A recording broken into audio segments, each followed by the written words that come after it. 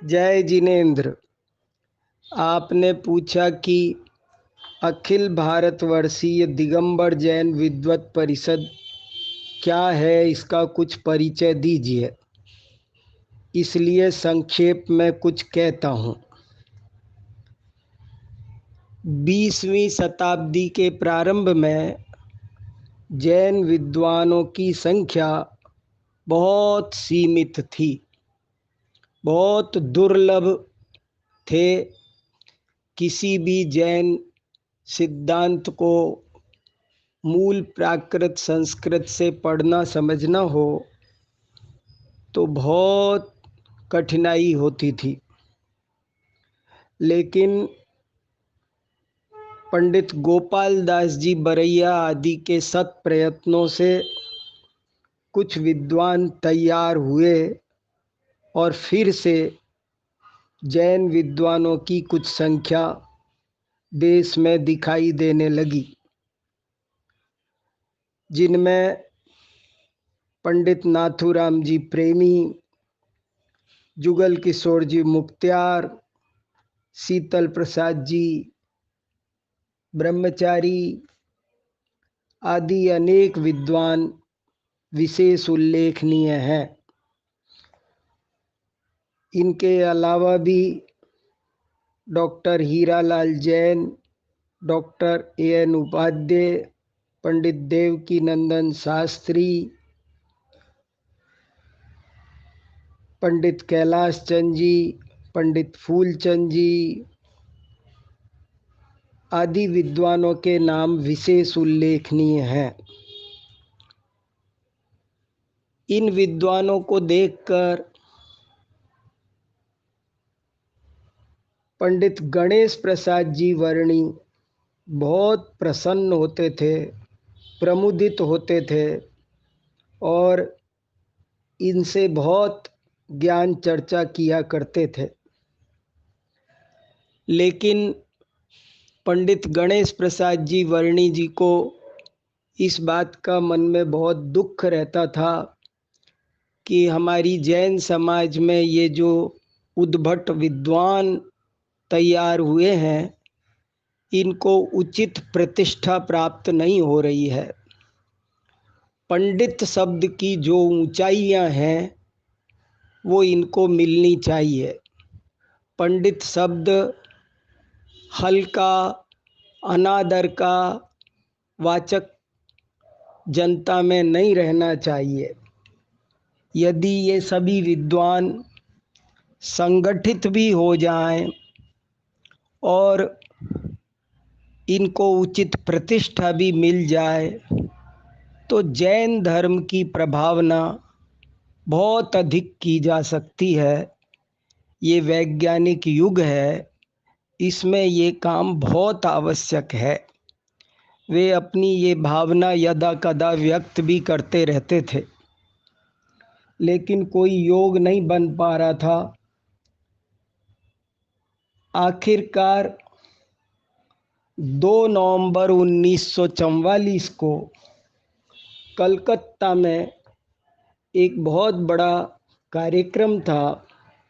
उसमें दोपहर में 3 बजे की सभा में साहू शांति प्रसाद जी, बाबू छोटेलाल जी सरावगी, पंडित फूलचंद जी सिद्धांत शास्त्री, जगन मोहन लाल जी शास्त्री, सुमेर चंद जी दिवाकर, पंडित झम्मन लाल जी तर्क तीर्थ, पंडित ऋषभ कुमार जी, पंडित मक्खन लाल जी, पंडित राजेंद्र कुमार जी मथुरा आदि विराजमान थे।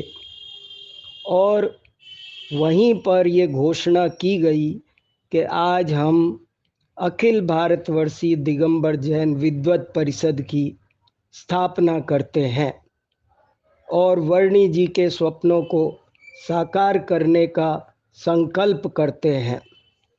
और उस अवसर पर इन लगभग सभी विद्वानों के बहुत ही प्रेरक मांगलिक व्याख्यान हुए और विद्वत परिषद के क्या उद्देश्य होंगे, क्या गतिविधियां होंगी, किस तरह से इसको भविष्य में संचालित किया जाएगा, इस पर प्रकाश डाला गया और विद्वत परिषद की स्थापना हो गई।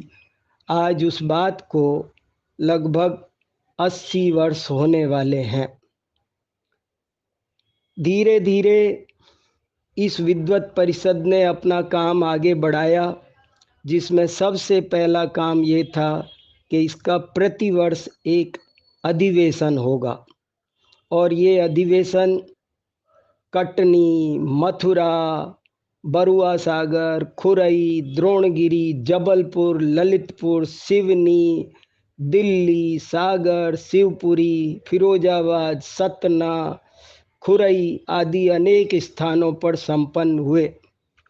विद्वत परिषद का तीसरा अधिवेशन सन 1947 में कांजी स्वामी के सानिध्य में सोनगढ़ में हुआ, जिसके अध्यक्ष पंडित कैलाश चंद जी सिद्धांत शास्त्री थे और इस अधिवेशन ने इस विद्वत परिषद को और भी अधिक विकास की धारा प्रदान कर दी।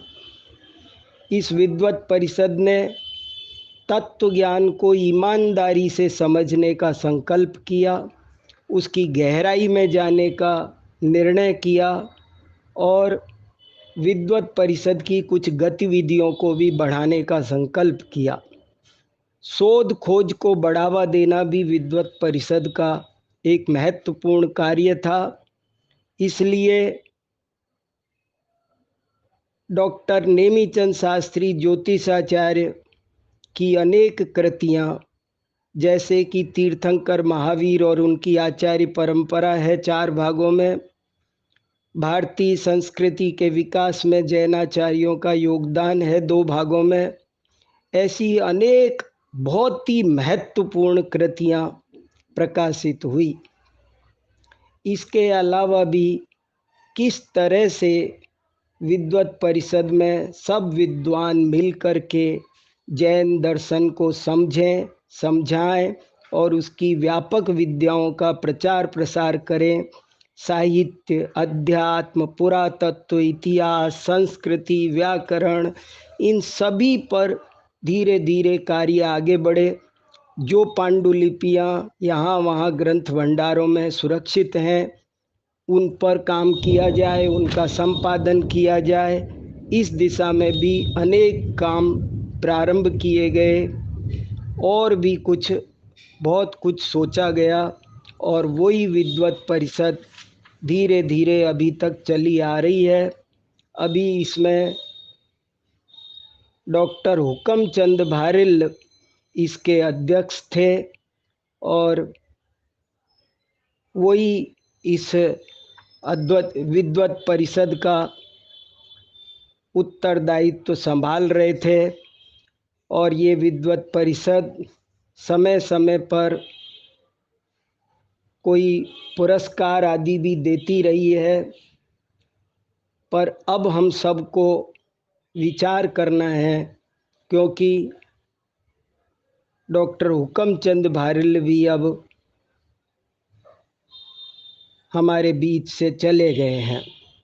तो हमें इस विद्वत परिषद को कैसे आगे बढ़ाना, इस बात पर सभी सदस्यों को, सभी विद्वानों को गंभीरतापूर्वक विचार करना चाहिए और जो भी सुझाव आपके हों वे आप हमें प्रदान करें, ताकि इस विद्वत परिषद को कोई महत्वपूर्ण संस्था के रूप में समाज के सम्मुख लाया जा सके और जैन दर्शन की प्रभावना में ये कोई न कोई अपना एक स्वर्णिम योगदान प्रदान कर सके, ऐसी हमारी भावना है। जय जिनेंद्र।